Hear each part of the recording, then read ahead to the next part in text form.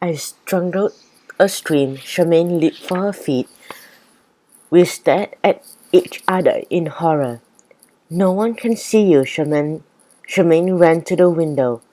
There is nobody out there. I jumped up and stood beside her. Outside, drifting clouds were swallowing a faint moon. Our home was on the sixth floor of an apartment block, and our block overlooked a park.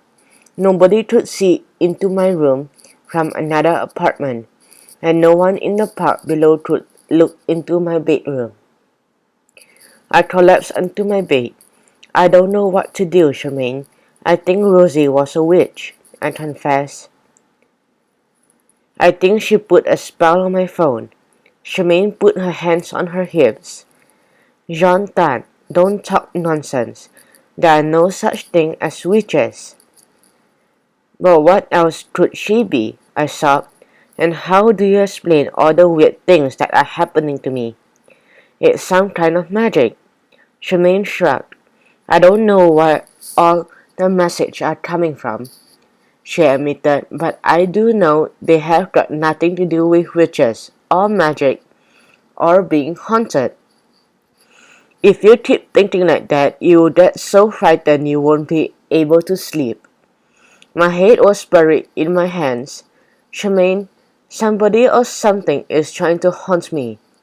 I wiped away my tears and looked up and froze. Charmaine was still standing with her back to the window, but behind her something strange had happened.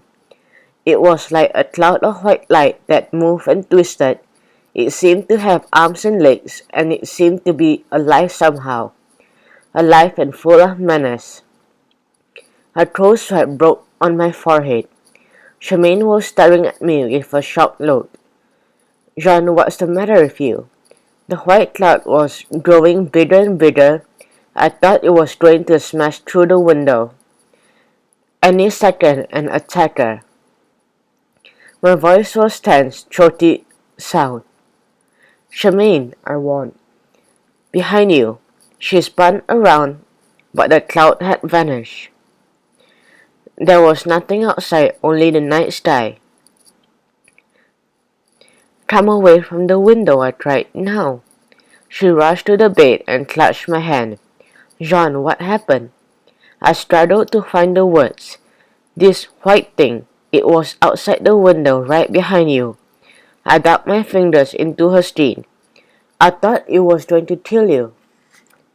Charmaine tried to sound calm.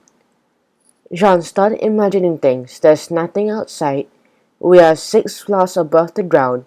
There is no way that someone could float outside your window. Charmaine was so practical. Now, we've done most of our homework. We can finish the rest in the morning. I'm going to turn off the light and we are going to sleep. We changed and jumped into bed. Charmaine held my hand for a moment. There's nothing to be afraid of, John. I'm here with you, and your mom and dad are just down the hall, so you aren't alone, okay? Thanks, Charmaine. I gave her hand a squeeze. We sat in our beds in the darkness, staring at the window. Nothing happened. After a while, I could hear Charmaine's breathing becoming steady, and then very soft. Snoring sound. My head rested against my pillow. I was still staring at the window long after Charmaine was asleep. Slowly my eyelids got heavier and heavier. Suddenly they flew open. There had been a strange noise, a scratching sound. Then I heard it again, like a fingernail on glass. As the horror rose in my throat, I saw the hand appear in my window.